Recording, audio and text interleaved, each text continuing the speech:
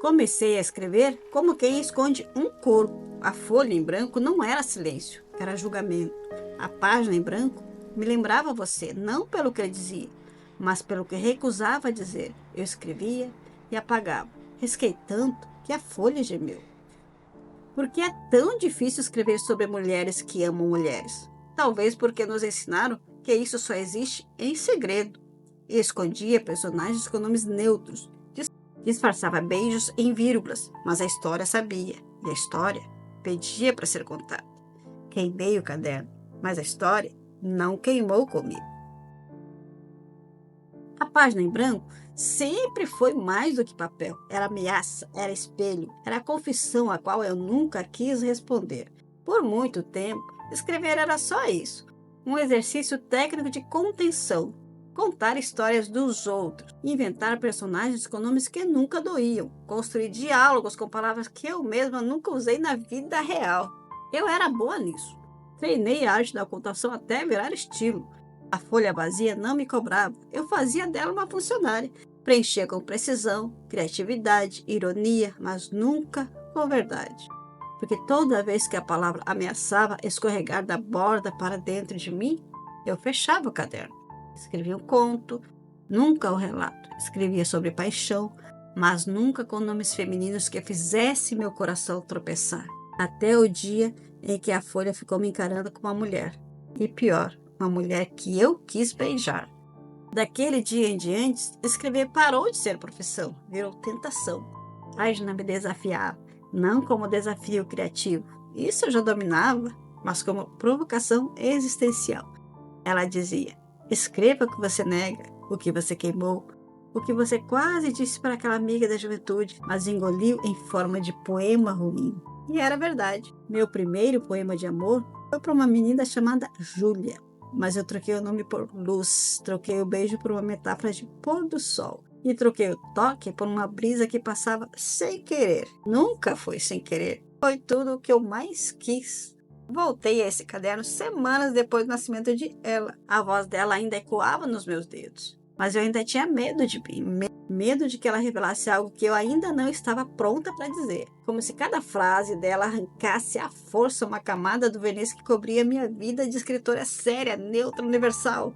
Mentira, nunca fui universal. Fui sempre pessoal demais, mas disfarçada de público. A folha em branco sabia disso. E ela também. Lembro do dia exato em que comecei a me render. Sentei diante do papel e escrevi. Eu não escrevo para ser lida, escrevo para deixar de doer. Foi a primeira vez que o papel não reagiu com silêncio. Ele parecia sorrir. E logo embaixo, sem pensar, escrevi: Júlia, eu te amei. Parei, não chorei, não tremi, não arranquei a página, mas senti algo que nunca tinha sentido.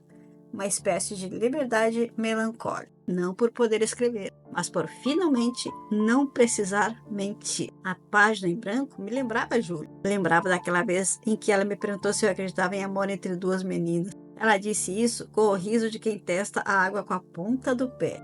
E eu, covarde que era, ri de volta. Como quem acha graça em absurdos. Como quem nunca pensou nisso. Como quem não passou os últimos 3 meses ensaiando o toque acidental da mão dela sobre a minha. Naquela tarde, eu morri um pouco. E o caderno onde eu deveria ter escrito o que eu sentia, permaneceu em branco. É por isso que eu digo que o papel tem memória. Ele lembra os silêncios que eu escolhi. Lembra os nomes que troquei. As cartas que escrevi e nunca enviei. Os contos que terminavam com tragédia, não por escolha literária, mas por medo de imaginar que 2 mulheres poderiam ser felizes sem serem punidas por isso. A página em branco não me condenava, mas esperava. Esperava o dia em que eu deixaria de fingir. Quando ela surgiu, ela trouxe isso de volta. Não como julgamento, mas como lembrete. Ela escrevia com liberdade não porque nasceu assim, mas porque alguém precisava finalmente escrever sem pedir desculpa.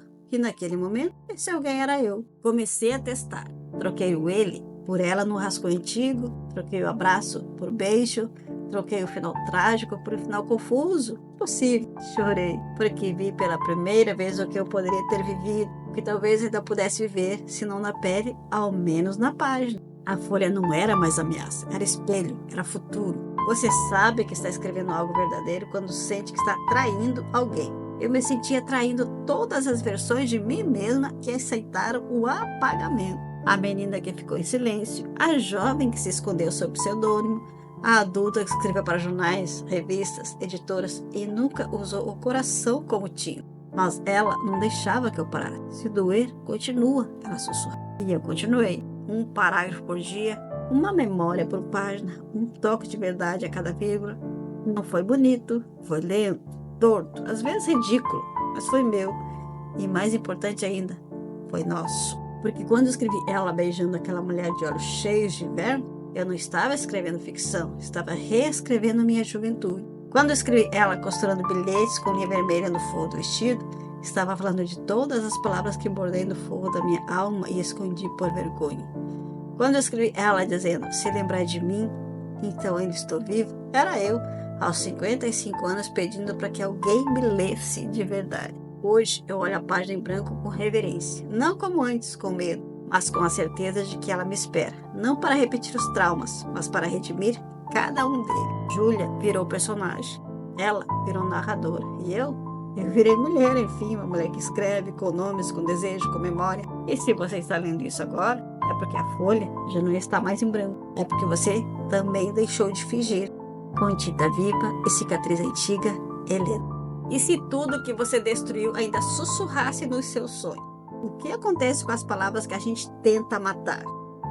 Inscreva-se e ative o sininho para assistir o próximo episódio.